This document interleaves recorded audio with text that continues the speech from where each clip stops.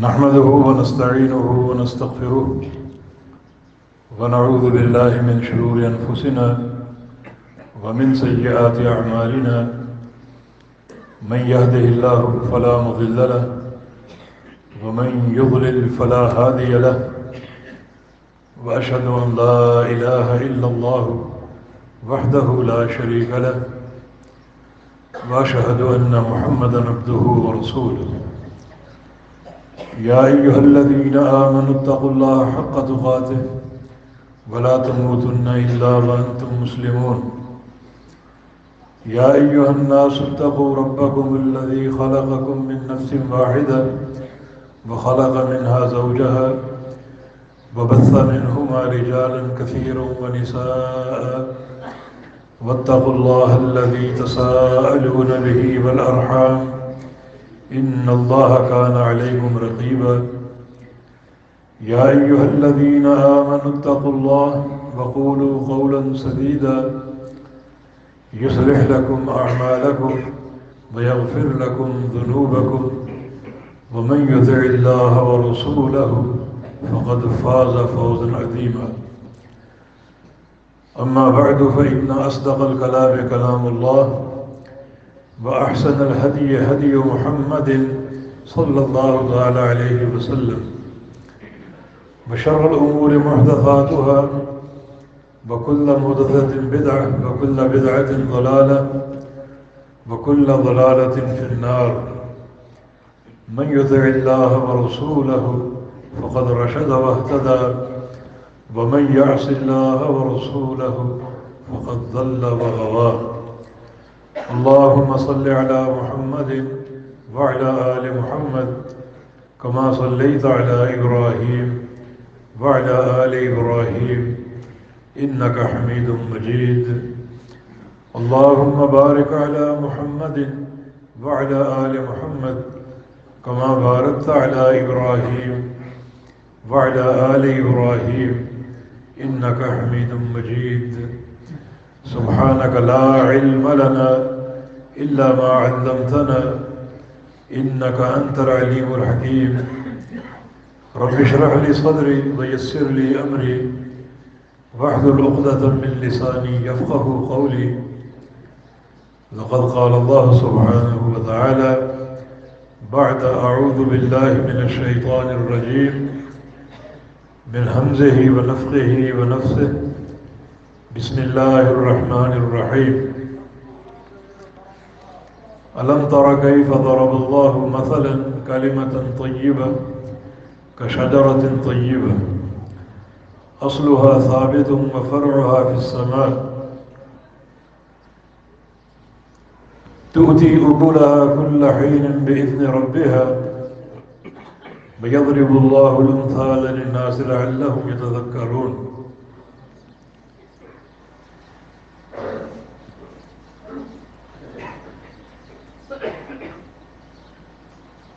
اللہ رب العزت کی حمد و ثنا اور اس کے پیارے حبیب محمد الرسول اللہ صلی اللہ علیہ وسلم کی ذات گرامی پر ان گنت اور بے شمار درود و سلام کے بعد میرے لیے ضروری ہے کہ میں اپنے نائب ناظم اعلیٰ پروفیسر محمد جمن اور ان کے رفقائے کار بالخصوص سائیں احمد یار حافظ اللہ کا شکریہ ادا کروں جنہوں نے اس عظیم و شان پروگرام کے لیے مدعو کیا اور ایک ہی وقت میں ہزاروں بھائیوں اور دوستوں کی اللہ کی رضا کے لیے زیارت ہو گئی۔ یہ ملاقاتیں اور زیارتیں اور یہ مل بیٹھنا دین اسلام میں بہت ہی قابل قدر ہے۔ ایک حدیث قدسی میں رسول اللہ صلی اللہ علیہ وسلم کا فرمان ہے کہ اللہ فرماتا ہے حقت محبتی للمتظاہرین فیہ حقت محبتی للمتجالسین فیہ، جو لوگ میری رضا کے لیے آپس میں مل بیٹھتے ہیں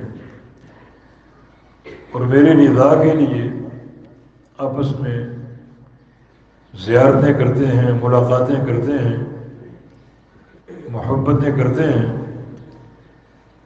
ان لوگوں کے لیے میری محبت فرض ہو جاتی ہے۔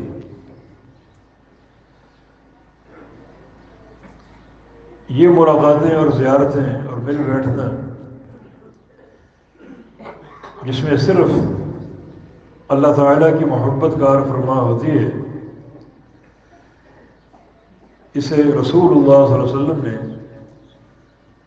حلاوت ایمانی کی بنیاد قرار دیا ہے۔ صحیح بخاری کی حدیث ہے، ثلاث من کن فیہ وجد بہن حلاوت الایمان ان یکون اللہ ورسولہ احب الیہ مما سواہما وان یحب المرء لا یحبہ الا للہ۔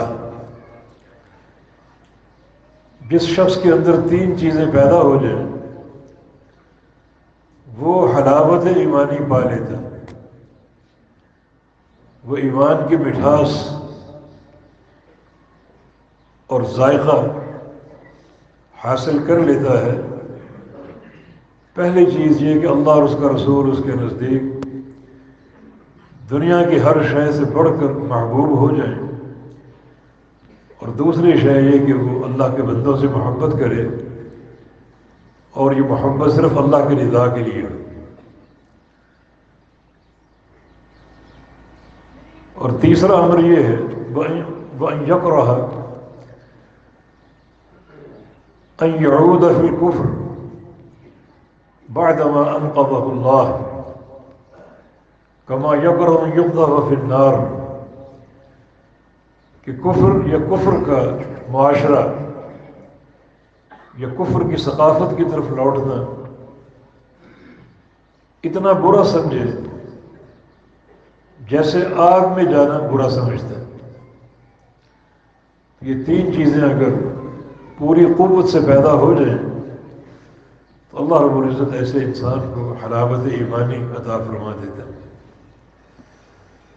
اور قیامت کے دن میدان محشر میں جہاں سارے اولین و آخرین جمع ہوں گے،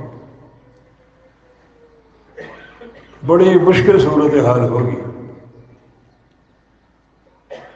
اس وقت اللہ تعالیٰ کا اجر سب سے پہلے جن لوگوں کو حاصل ہوگا وہ یہی لوگ ہیں۔ جب خالق کائنات کی طرف سے ندا آئے گی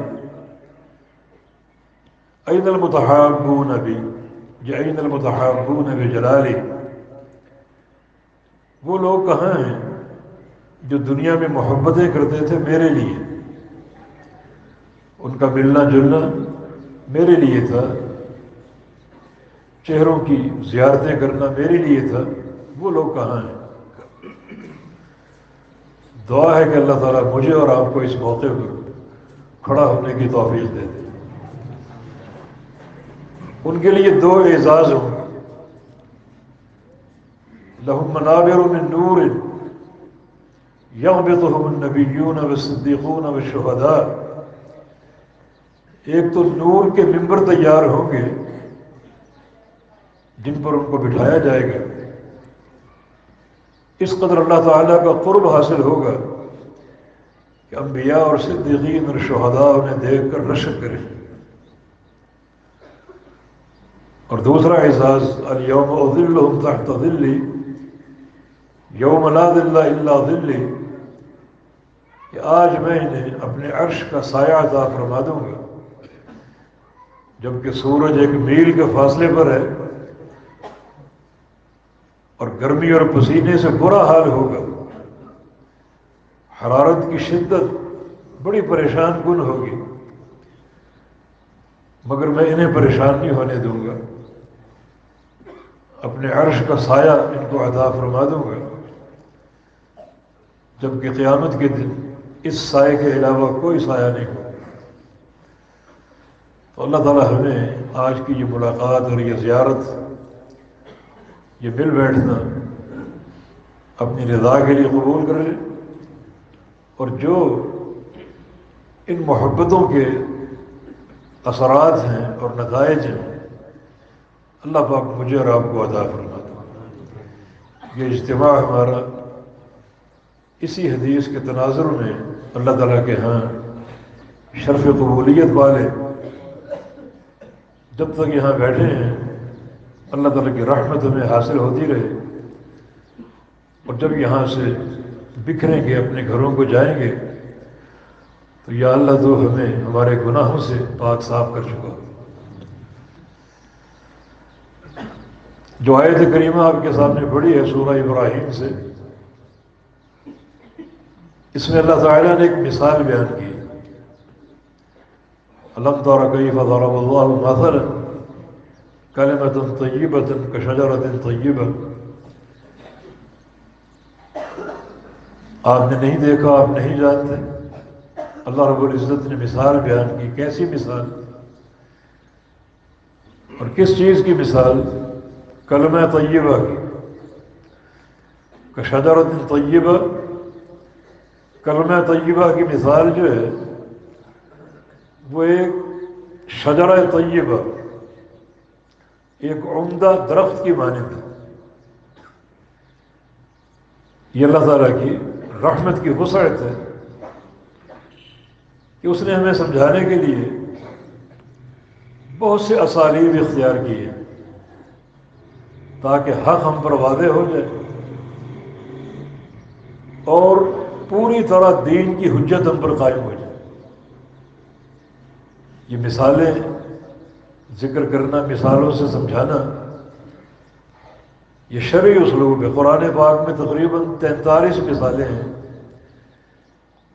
اللہ تعالیٰ نے جو بیان فرمائی، اور ان مثالوں کے ذریعے اللہ رب العزت نے بہت سے مسائل آشکارا کی اور واضح کی۔ مثالوں سے بات واضح ہوتی ہے، بات کو سمجھنا آسان ہوتا ہے، اور ہر بات کی حقیقت عیاں ہو جاتی ہے۔ یہ ایک بہت ہی عمدہ اسلوب ہے۔ اب اگر کہا جائے کہ شرک بہت بری چیز ہے اور شرک تباہ کن ہے اور شرک بندے کو برباد کر دینے والی شے ہے، شرک کا انجام بڑا ہولناک ہے، تو آپ اس طرح نہیں سمجھ پائیں گے جیسے اس مثال سے سمجھیں گے۔ وَمَنْ يُشْرِكْ بِاللَّهِ فَكَأَنَّمَا خَرَّ مِنَ السَّمَاءِ فَتَخْطَفُهُ الطَّيْرُ أَوْ تَهْوِي بِهِ الرِّيحُ فِي مَكَانٍ سَحِيقٍ۔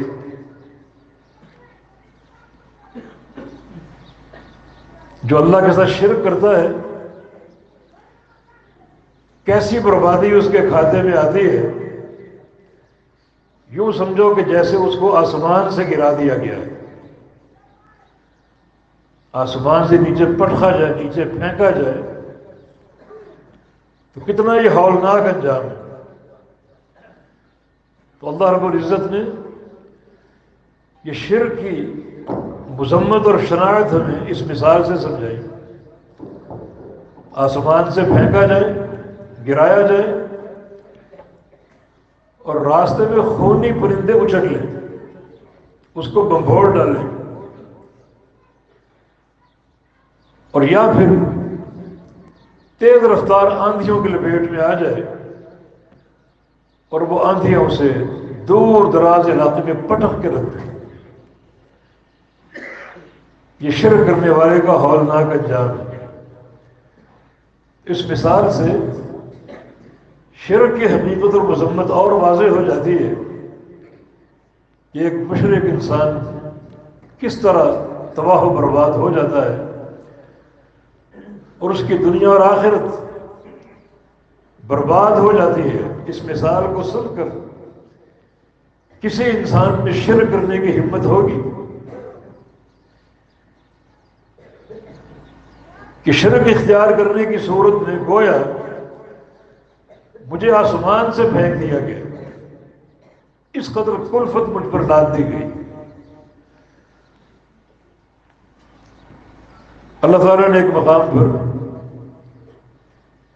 شرک کی ایک اور مثال دی،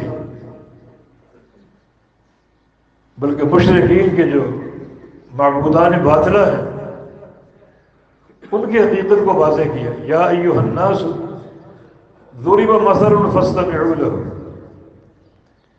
اے لوگو ایک مثال بیان کی جا رہی ہے، اسے سنو۔ یہ فاستمعوا له سنو، اس سے واضح ہوتا ہے، ثابت ہوتا ہے کہ اللہ تعالیٰ کی بیان کردہ مثالیں خوب غور سے اور توجہ سے سننی چاہیے۔ ان الذين تدعون من دونه لن يخلقوا ذبابا ولو اجتمعوا له، جن جن کو تم اللہ کے سوا پکارتے ہو وہ تو ایک مکھی پیدا نہیں کر سکتے، جس کو پکارا جاتا ہے اس کا خالق ہونا ضروری ہے۔ قوم نوح سے شرک کا آغاز ہوا، ہر نبی کے دور میں شرک ہوا، آج تک ہو رہا ہے، قیامت تک ہوتا رہے گا۔ جتنے معبودان باطلہ ہیں تمہارے ان سب کو جمع کر لو، اور یہ سارے جمع ہو کر ایک خسیس جانور مکھی بھی نہیں بنا سکتے۔ تم ان سے کیا توقعات وابستہ کیے بیٹھے ہو؟ ان سے روزی مانگتے ہو، اولادیں مانگتے ہو، شفا طلب کرتے ہو، شدائد کا علاج ان سے ڈھونڈتے ہو،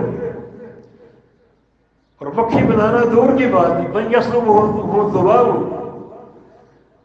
اگر مکھی کوئی چیز ان سے چھین لے جو وہ کھانا کھا رہے ہو، اس پر آ کے بیٹھ جائے اور ایک ذرے کی مقدار میں کوئی چیز اٹھا لے، چھین لے،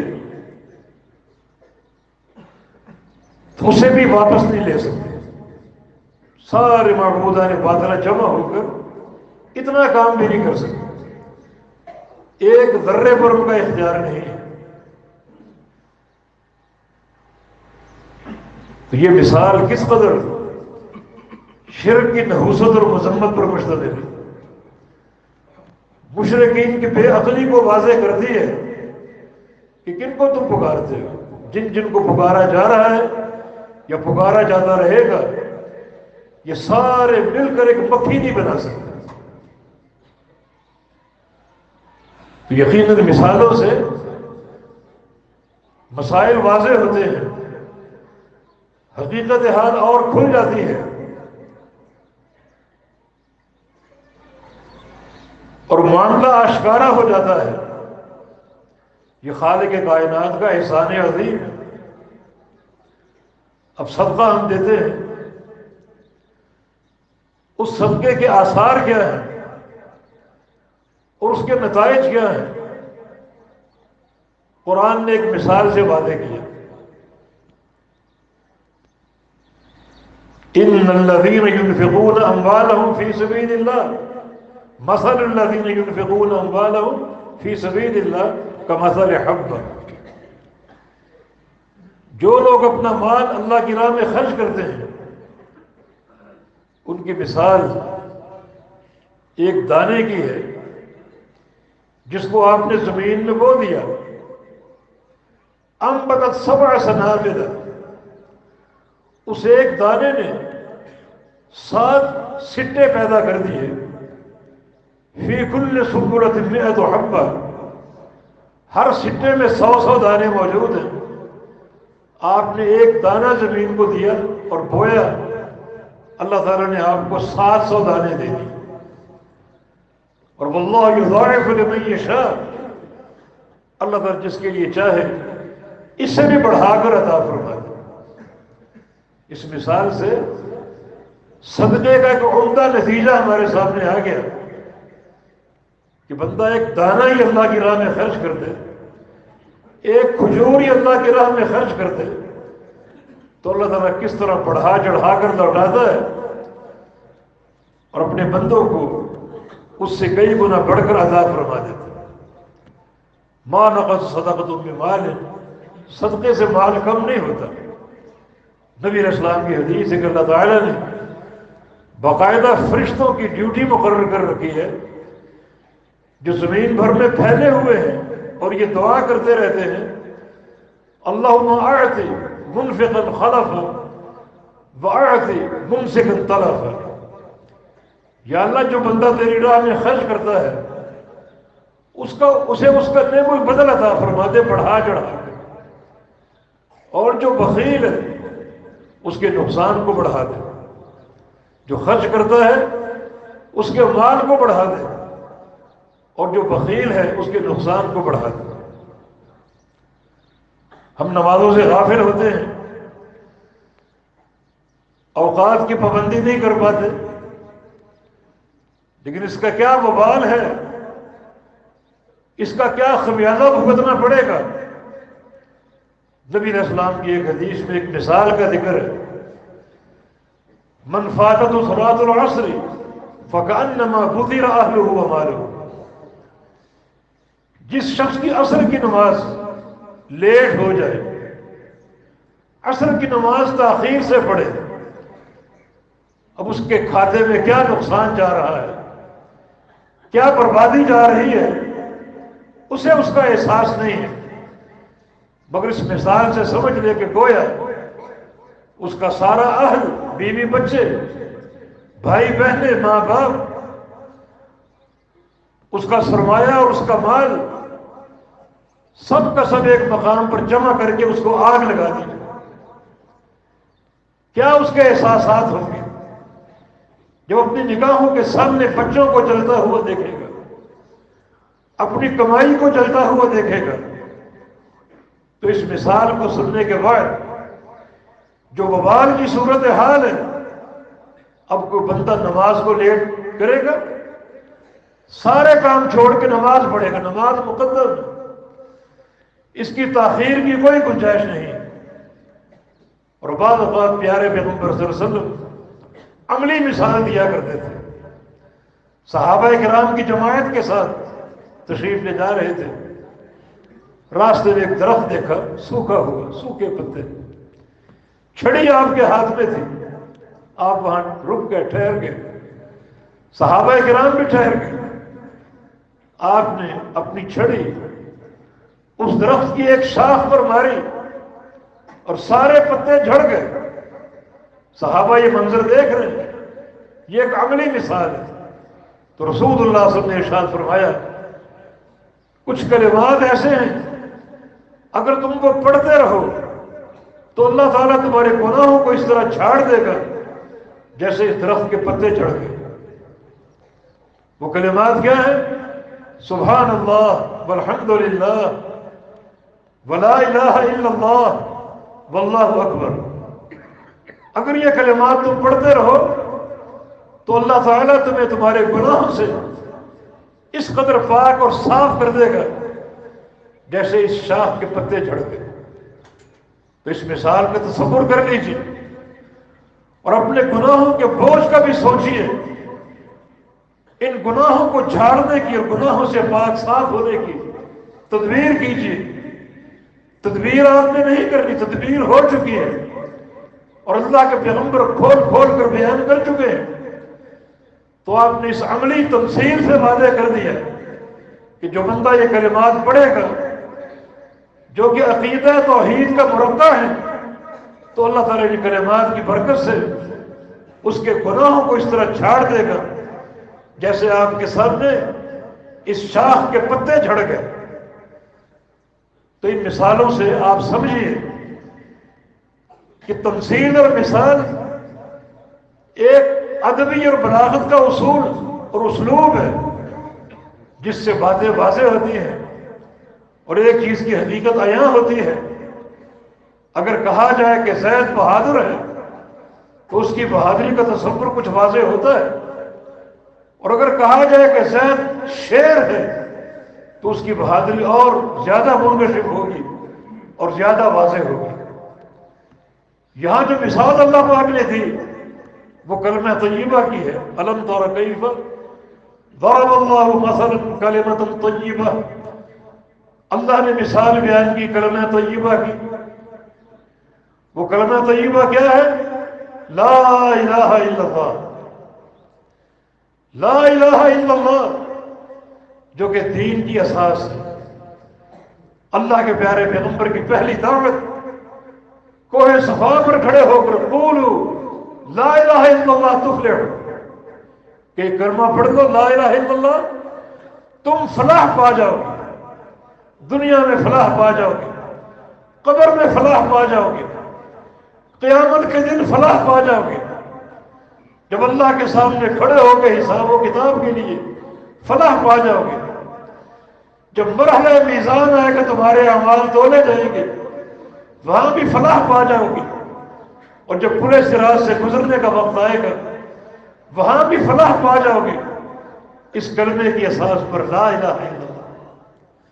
رسول اللہ صلی اللہ علیہ وسلم کی حدیث ہے افضل الذکر لا الہ الا اللہ، سب سے بہترین ذکر لا الہ الا اللہ ہے۔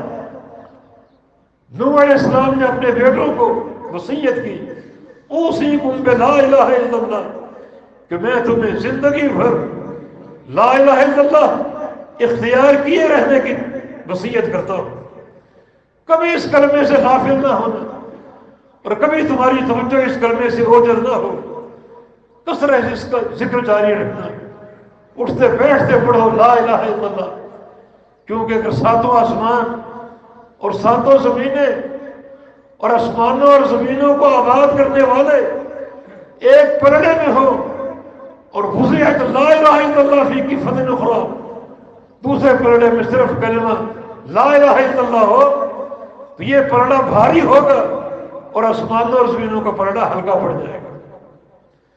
بڑی قوت ہے اس کلمے میں، حتیٰ کہ میدان جہاد میں دشمن آپ کا نقصان کر چکا ہو اور آپ اس پر غلبہ پانے والے ہو اور وار کرنے والے ہو، اس کا گلا کاٹنے والے ہو، اور وہ لا الہ الا اللہ پڑھ دے تو اس کو پھر مارنا حرام اور ناجائز ہو۔ نبی علیہ السلام کا فرمان ہے اگر تم نے کلمہ پڑھنے کے بعد اس کو مار دیا تو کلمہ پڑھنے سے قبل جو اس کا مقام تھا اس مقام پر تم آ جاؤ گے، اور قتل کرنے سے پہلے جو تمہارا مقام تھا اس مقام پر وہ آ جائے گا، یعنی تم جہنمی بن جاؤ گے اور وہ جنتی بن جائے گا۔ سفیان ثوری کا قول ہے لیس شیء اقطع لظہر ابلیس من قول لا الہ الا اللہ، ابلیس کی کمر کو سب سے زیادہ جو کلمہ توڑتا ہے وہ کلمہ لا الہ الا اللہ ہے۔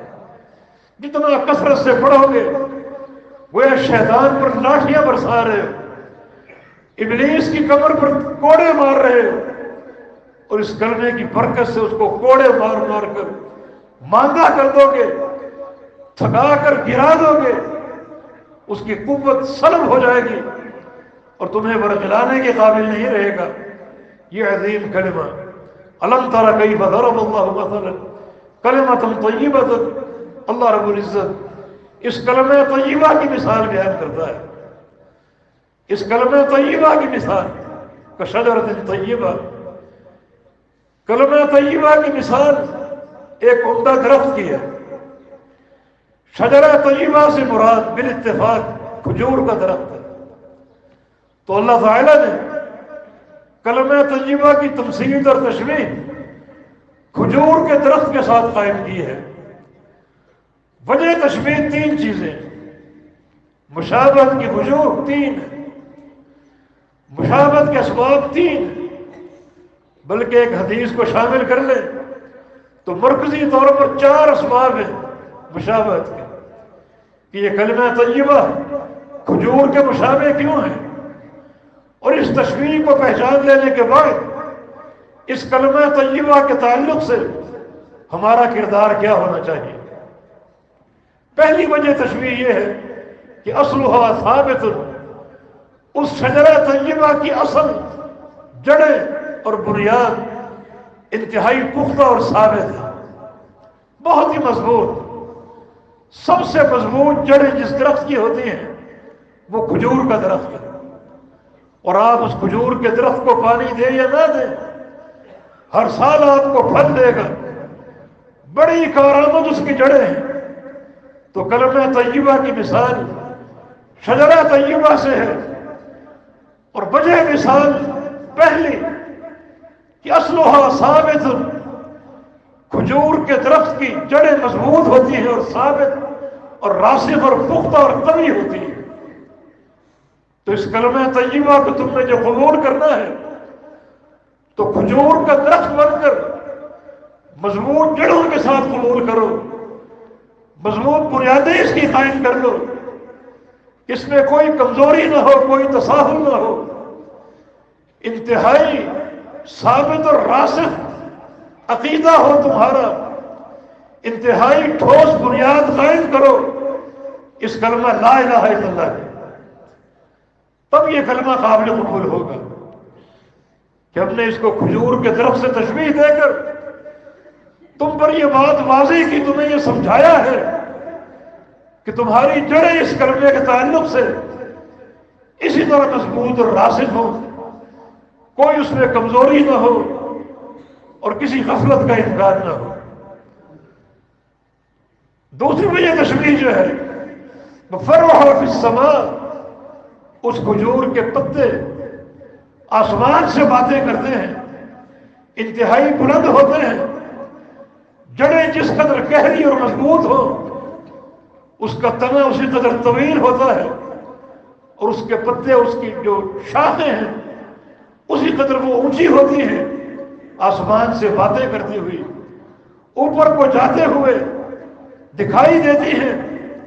اس سے مراد انسان کا عمل ہے کہ اس عقیدہ طیبہ کو اپنانے کے بعد اور کلمہ طیبہ کے تعلق سے اپنی جڑیں مضبوط کرنے کے بعد اپنے عمل کی سواری کو اونچا لے جاؤ، آسمان تک پہنچا دو، وہ عمل اوپر پہنچتے ہیں اور اللہ قبول بھی کرتا ہے۔ عقیدہ اگر راسخ ہو تو پھر عمل قابل قبول ہوں گے، جیسے جڑیں اگر مضبوط ہوں تو پتے اوپر کو جاتے ہیں، شاخیں اوپر کو جاتی ہے، بلندی تک پہنچ جاتی ہے۔ اس طرح ٹھوس عقیدہ ہو تو جو آپ کا عمل ہوگا وہ خوب پھیلے گا، خوب پھلے گا، اوپر کو جائے گا اور عند اللہ قابل قبول ہوگا۔ فَرْعُهَا فِي السَّمَاءِ، اس کی شاخیں آسمانوں کی طرف ہوگی۔ یہ عمل کی بلندی، عملی سواری کمزور نہ ہو۔ کچھ لوگوں کو شیطان دھوکہ دیتا ہے کہ میاں تم موحد ہو اور جب توحید موجود ہو تو کوئی گناہ نقصان نہیں دیتا اور بغیر عمل کے بھی کامیابی ممکن۔ کچھ ایسے نصوص انسان کے سامنے رکھتا ہے جن میں عقیدے کے تعلق سے مغفرت کا ذکر ہے، لیکن میرے دوستوں اور بھائیوں یہ شیطان کی تضلیل ہے، وہ انسان کو گمراہ کرنے کے لیے وار کرتا ہے۔ اس مثال پر غور کرو، کھجور کے درخت سے تشبیہ کیوں دی گئی؟ تاکہ جڑوں کے ساتھ اور شاخوں کی بلندی کے ساتھ حقیقت واضح ہو جائے کہ جو شخص اس کلمے کو جانتا اور مانتا ہے ضروری ہے کہ اس کلمے کے ساتھ اس کا ٹھوس تعلق ہو اور اس کی عمل کی پرواز بھی اونچی ہو۔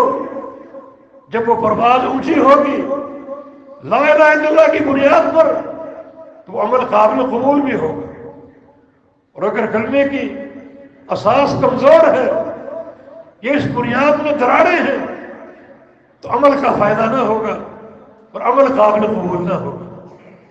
اللہ تعالیٰ کا ارشاد گرامی فَاعْلَمْ أَنَّهُ لَا إِلَهَ إِلَّا اللَّهُ وَاسْتَغْفِرْ لِذَنبِكَ، اے میرے نبی سب سے پہلے پہچانو لا الہ الا اللہ جو عقیدے اور منہج کی بنیاد ہے۔ یہ کلمہ عقیدہ ہے، یہ کلمہ عمل ہے، یہ کلمہ جہاد ہے، یہ کلمہ منہج ہے، یہ کلمہ پوری زندگی کی سیاست ہے، یہ کلمہ سلطنت کی بنیاد ہے۔ سب سے پہلے اس کو پہچان لو، اور اس کو پہچاننے کے بعد واستغفر لذنبک، پھر استغفار کرو۔ اس کو پہچاننے سے قبل اگر استغفار کرو گے اس کا کوئی فائدہ نہ ہوگا۔ اللہ تعالیٰ نے اس مقام پر استغفار کا ذکر کیوں کیا؟ گناہوں کو بخشوانے کا ذکر کیوں نہیں کیا؟ کیوں کیا؟ کیونکہ اللہ تعالیٰ کے نزدیک جو بندے کا سب سے پیارا عمل ہے وہ توبہ کرنا ہے۔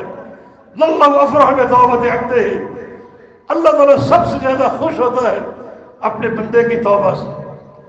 سب سے بڑھ کر اللہ تعالیٰ کو خوشی کب ہوتی ہے؟ جب بندہ گناہ کرنے کے بعد توبہ کر لے۔ تو اتنا پیارا عمل بھی کلمہ لا الہ الا اللہ کی اساس کے بغیر ناقابل قبول ہے۔ پہلے اس کو پہچانو پھر توبہ کرو۔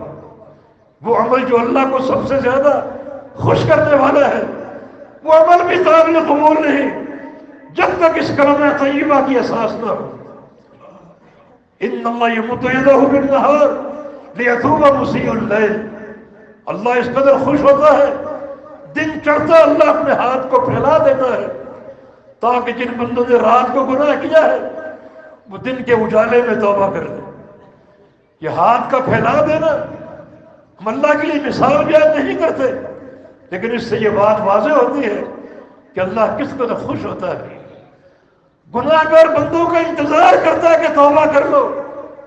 وَيَمُدُّ يَدَهُ بِاللَّيْلِ لِيَتُوبَ مُسِيءُ النَّهَارِ، اور جب رات چڑھتی ہے اللہ پھر اپنے ہاتھ کو پھیلا دیتا ہے تاکہ جن بندوں نے دن کے اجالے میں گناہ کیے وہ رات کو چھپ کر توبہ کر لیں۔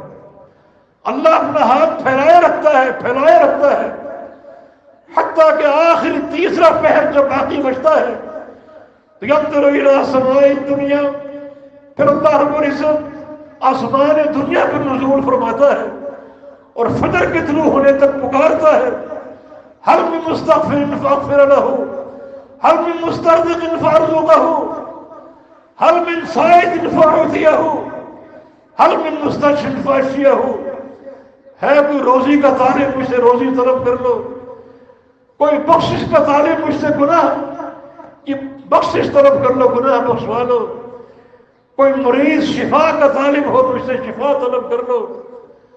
آخری تیسرا پہر اللہ تعالیٰ پکارتا رہتا ہے آسمان اول پر نزول فرما کر، اس قدر وہ بخشش سے محبت کرتا ہے اور بندوں کے توبہ اور استغفار کو پسند کرتا ہے۔ لیکن فرمایا کہ نہیں، اگر اس کلمے کی معرفت نہیں ہے، اس کلمے کا علم نہیں ہے تو استغفار کا بھی کوئی فائدہ نہ ہوگا، تمہارے گناہ بھی قطعاً نہ بخشے جائیں گے جب تک اس کلمہ لا الہ الا اللہ کو نہ پہچان لیں۔ فَلَمْ تَرَ كَيْفَ ضَرَبَ اللَّهُ مَثَلًا كَلِمَةً طَيِّبَةً كَشَجَرَةٍ طَيِّبَةٍ، دیکھو اللہ نے کیسی مثال بیان کی کلمہ طیبہ کی، تمہیں سمجھانے کے لیے کہ کلمہ لا الہ الا اللہ کیا ہے، اس کے آثار کیا ہیں، اس کے نتائج کیا ہونے چاہیے، اور اس کلمے کو پڑھ کر تمہاری زندگیوں میں کیا انقلاب برپا ہونا چاہیے۔ یہ کلمہ طیبہ جس کی جڑیں مضبوط ہوتی ہیں، زمین میں گہری ہوتی ہیں، تو اس کی جڑوں کو ٹھوس کر لو، کلمہ طیبہ کی اس عقیدے کو ٹھوس بنا لو، گہرائی کی حد تک انتہائی رسوخ اور انتہائی ثبات کے ساتھ۔ یہ ثبات ہی کارآمد ہوگا، اس نتیجے کو اچھی طرح سمجھ لو اور پہچان لو۔ فرمایا کہ یثبت اللہ الذین آمنوا بالقول الثابت فی الحیات الدنیا وفی الآخرہ، اللہ رب العزت اہل ایمان کو ثبات دیتا ہے، ان کے قدموں کو مضبوط کر دیتا ہے بالقول الثابت، قول ثابت کی برکت سے۔ کہاں کہاں؟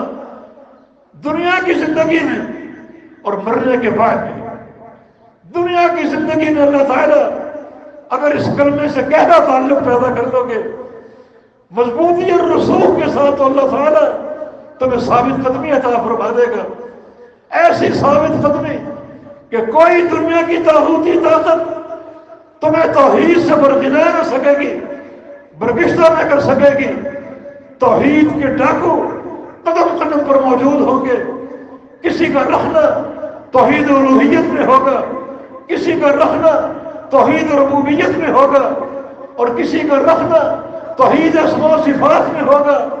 لیکن اگر تم پوری گہرائی کے ساتھ، پورے فہم اور علم اور ادراک کے ساتھ اس کلمے کو اختیار کر لو گے تو اللہ تعالیٰ تمہیں ایسی ثابت قدمی دے گا کہ نہ شیطان کا مار کارگر ہوگا اور نہ ہی کوئی دنیا کی تحریک اور طاقت تمہیں عقیدہ توحید سے فرشتہ کر سکے گی اور دور کر سکے گی. اور پھر مرنے کے بعد بھی اللہ تعالیٰ ثبات عطا فرما دے گا. قبر میں جاؤ گے ہر طرف سے عذاب تم پر حملہ کرنے کی کوشش کرے گا، مگر اس کلمے کی برکت سے اور جو تم نے اذکار کیے، اعمال صالحہ کیے، وہ تمہارا دفاع کریں گے. فرشتے پہنچ جائیں گے سوال کرنے کے لیے. اللہ تعالیٰ وہاں بھی ثابت قدمی عطا فرما دے گا.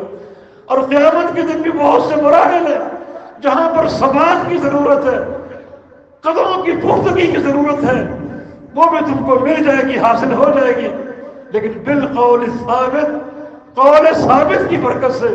اور یہ قول ثابت کیا ہے؟ عبداللہ بن عباس کا قول ہے، وہ قول ثابت لا الہ الا اللہ.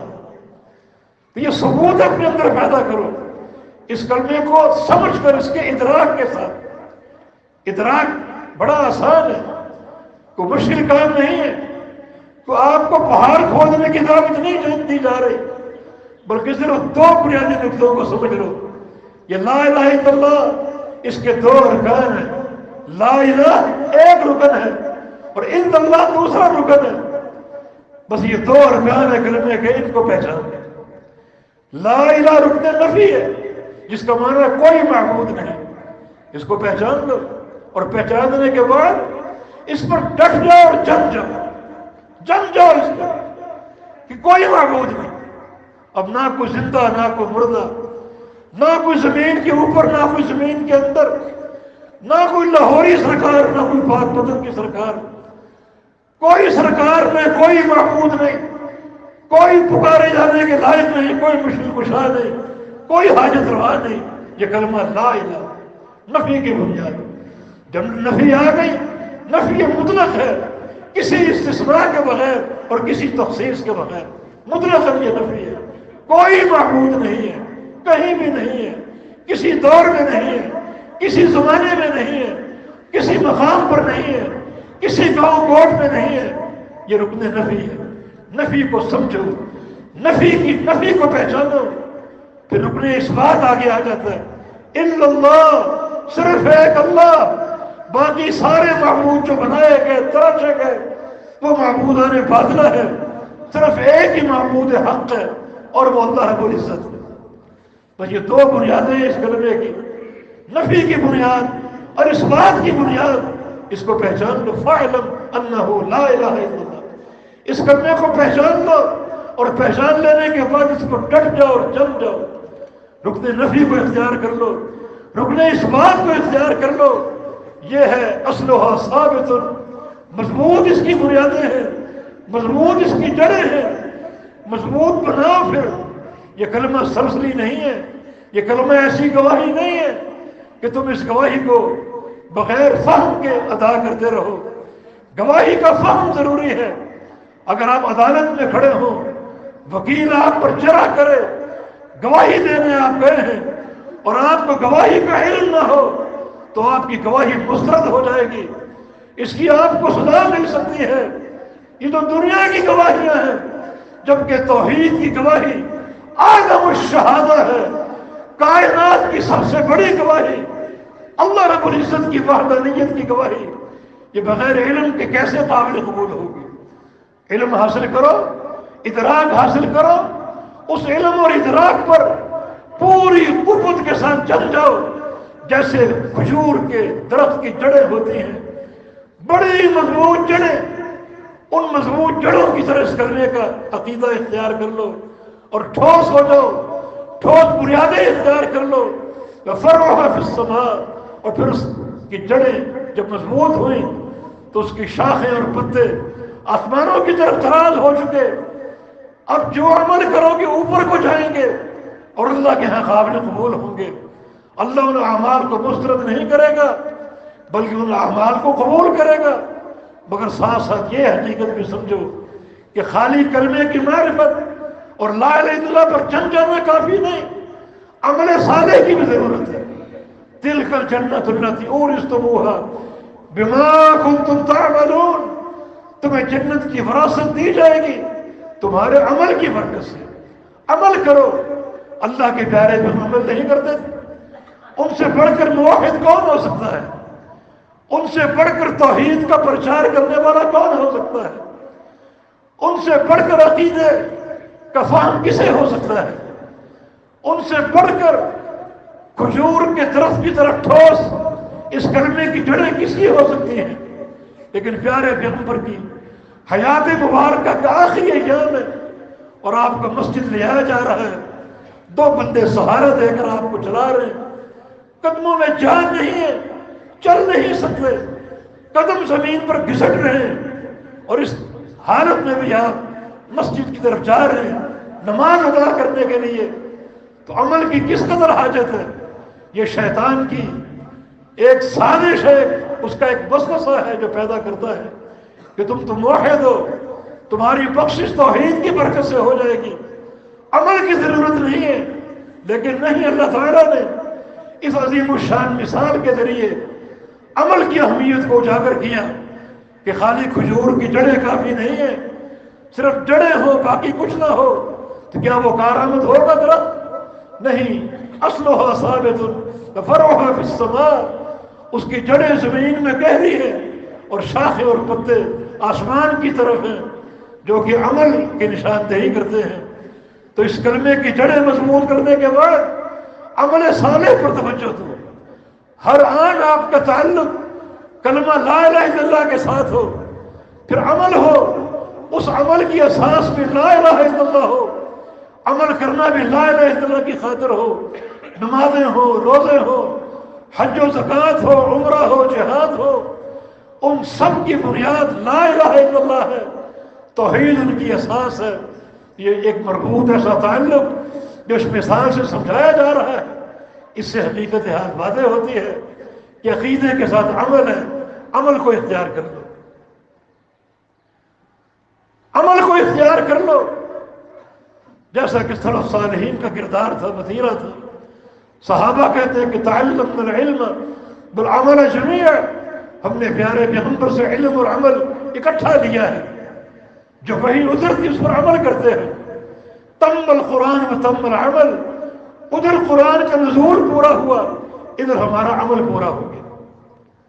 تو یہ کلمہ طیبہ، اس سے صحیح تعلق قائم کرنے والوں مضبوط عقیدہ اختیار کر لو، اور پھر اپنے عمل کی بلندی کی طرف توجہ دو جو آسمانوں کی طرف جائے اور تمہارا عمل قابل قبول ہے۔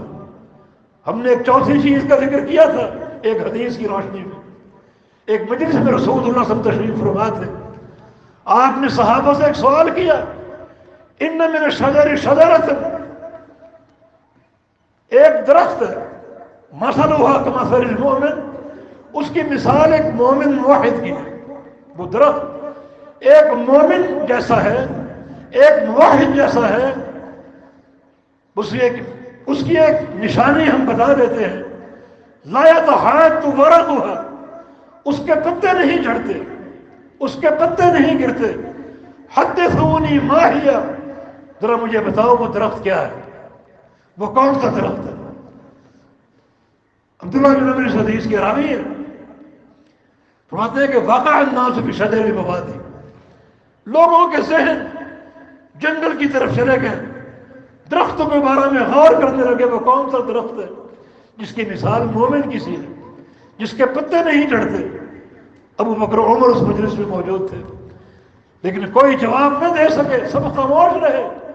عبداللہ فرماتے ہیں کہ میرے ذہن میں خیال ہے کہ انہا النخلہ، یہ کھجور کا درخت ہو سکتا ہے، مگر میں نے حیا کی بنا پر جواب نہ دیا کہ جہاں میرے والد گرامی موجود ہیں اور وہ خاموش ہیں، اور جہاں افضل هذه الامہ ابو بکر صدیق موجود ہیں اور وہ خاموش ہیں، وہاں میرا بات کرنا مناسب نہیں ہے۔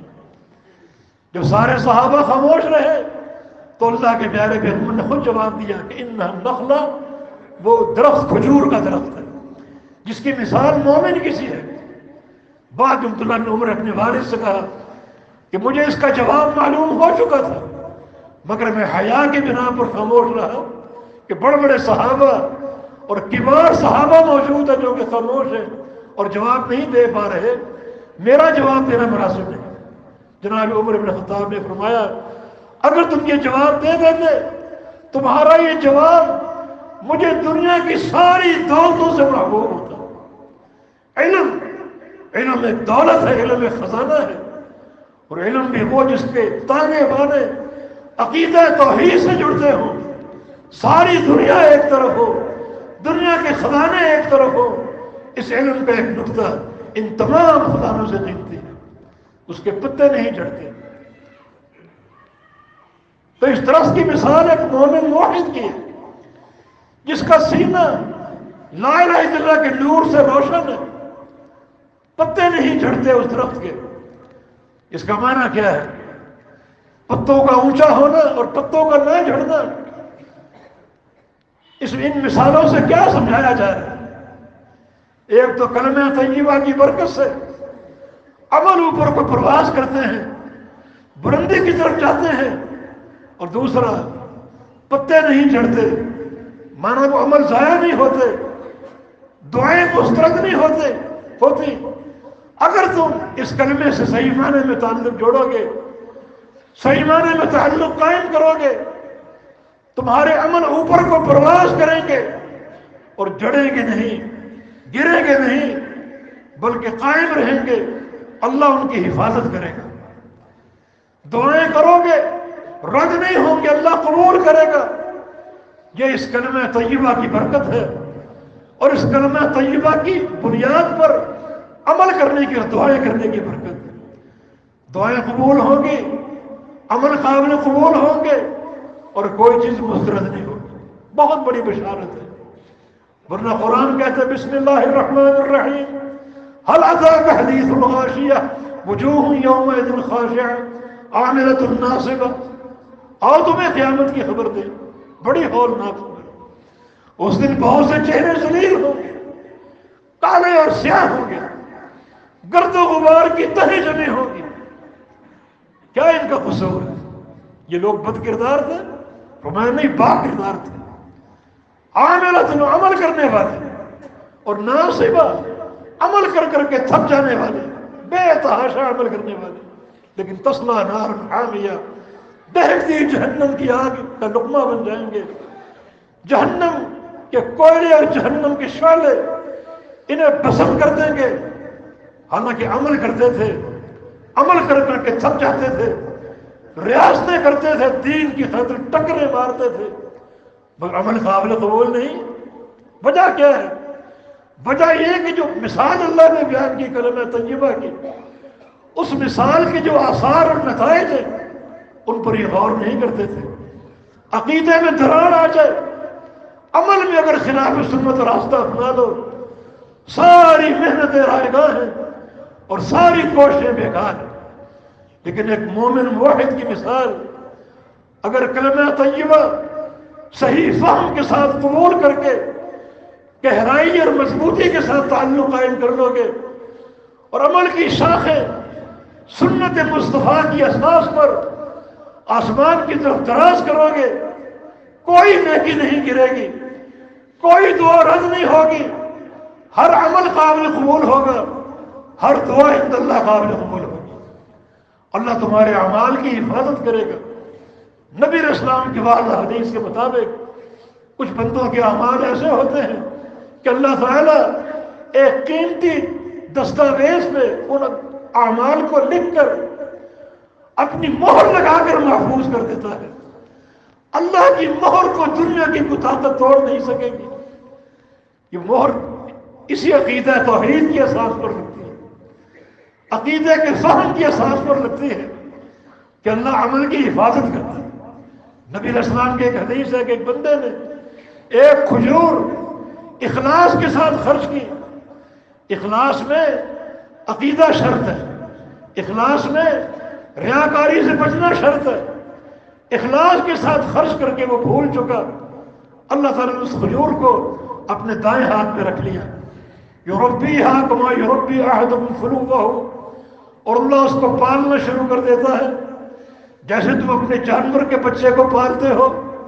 آہستہ آہستہ وہ بڑھتا ہے، مگر کھجور تو قیامت تک بڑھے گی، قیامت تک پھلتی رہے گی، حتیٰ تصیر مثل احد، حتیٰ کہ قیامت کے جب بندہ اپنے میزان کی طرف بڑھے گا، اپنے ترازو کو دیکھے گا جہاں اعمال تولے جائیں گے، یہ کھجور ایک پہاڑ کے مانند اس کے ترازو میں پڑی ہوگی۔ اللہ حفاظت بھی کرے گا، اللہ بڑھائے گا بھی۔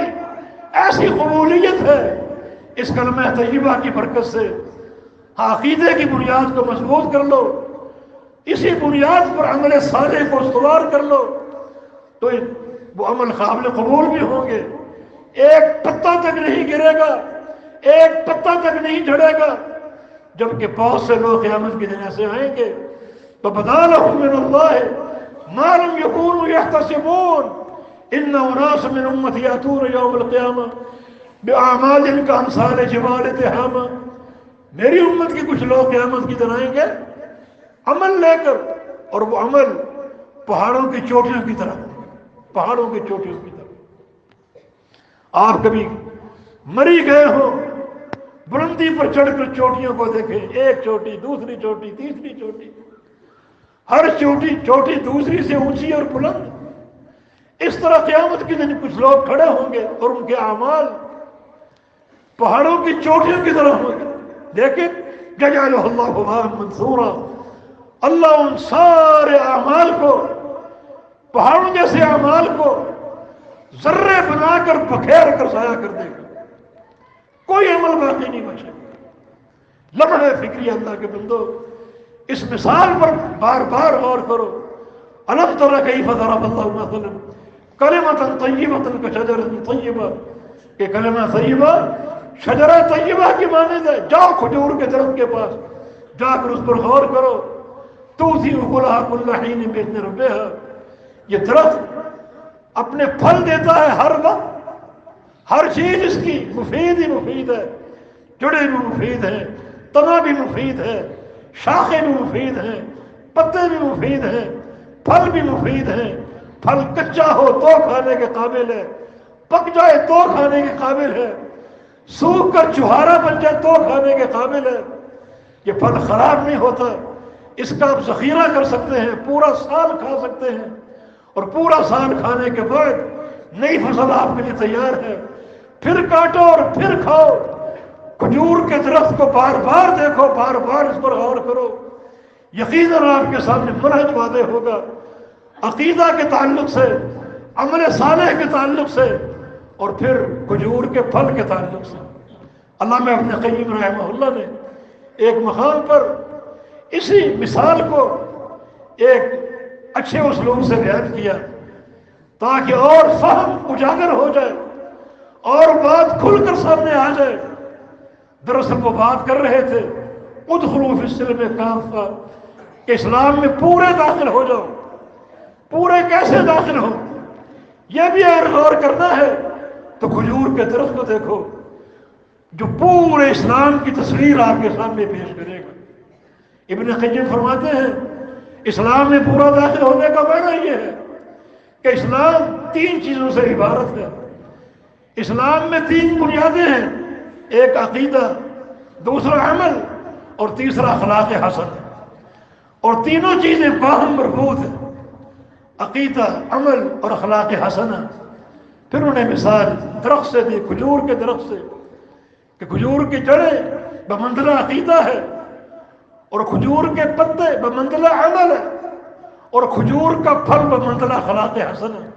یہ شیرینی اور مٹھاس نبی علیہ السلام نے ایک حدیث میں مثل المؤمن کمثل النحلہ بھی فرمایا کہ مومن کی مثال تو شہد کی سی ہے، شہد کی مکھی کی سی ہے جو عمدہ پھلوں کو چوستی ہے اور عمدہ چیز برآمد کرتی ہے، اس کے پیٹ میں داخل ہونے والی چیز بھی عمدہ ہے اور اس کے پیٹ سے برآمد ہونے والا شہد بھی عمدہ ہے۔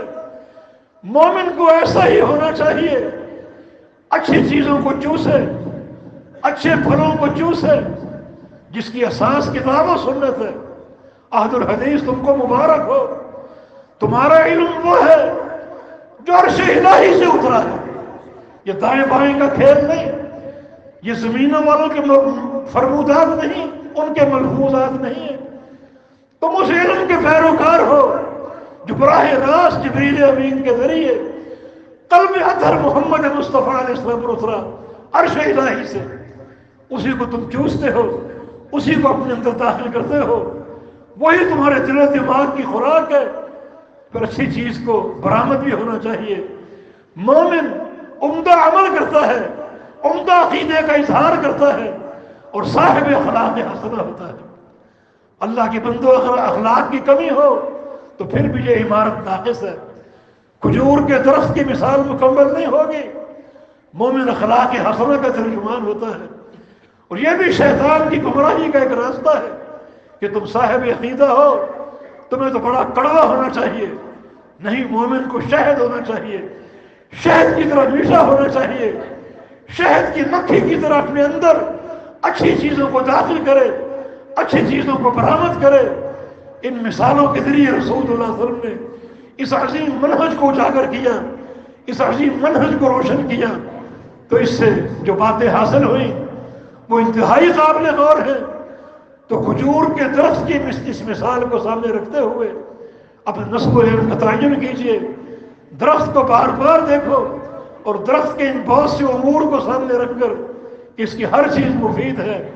مومن بھی ایک کھجور کا درخت بن جائے جو لوگوں کے لیے فائدے کا باعث ہو، دور والوں کے لیے سایہ مہیا کرے، اور جو قریب آئے اس کو پھل کھلائے۔ سوکھ جاتا ہے پھر بھی اس کی ہر چیز منفعت کا باعث ہے، اس کا تنا بھی کام آتا ہے، اس کی شاخیں بھی کام آتی ہیں، اگر کھود کی جڑیں نکال لیں جڑیں بھی کام آتی ہیں۔ کوئی چیز ایسی نہیں جو ضائع ہو۔ مومن بھی ایسا باکردار ہو، اس کی کوئی چیز ضائع نہ ہو، مٹھاس ہی مٹھاس ہو، عقیدے کی قوت ہو، عمل صالح کی برکت ہو، اور اخلاق حسنہ کی مٹھاس ہو۔ یہ ساری چیزیں مل کر ایک مومن کی کامیابی پر منتج ہوں گی، اور ایک مومن کی کامیابی جو ہے وہ اللہ کے ہاں دلوائے گی۔ یہ مثال بہت سے پہلوؤں سے قابل غور ہے۔ کھجور کے درخت کو آپ بار بار دیکھتے ہیں، اللہ کی شان سامنے آتی ہے، اور اس درخت کو دیکھ کر یقیناً ہمیں اصلاح کا موقع مل سکتا ہے، اور اس کے مطابق اپنی زندگی کو ہم استوار کر سکتے ہیں۔ والتوفیق بإذن اللہ تعالی۔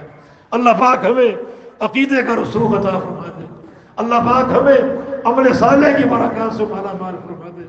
یا اللہ ہم سے راضی ہو جا، اپنی رحمت عطا فرما دے، ہمارے گناہوں کو بخش دے۔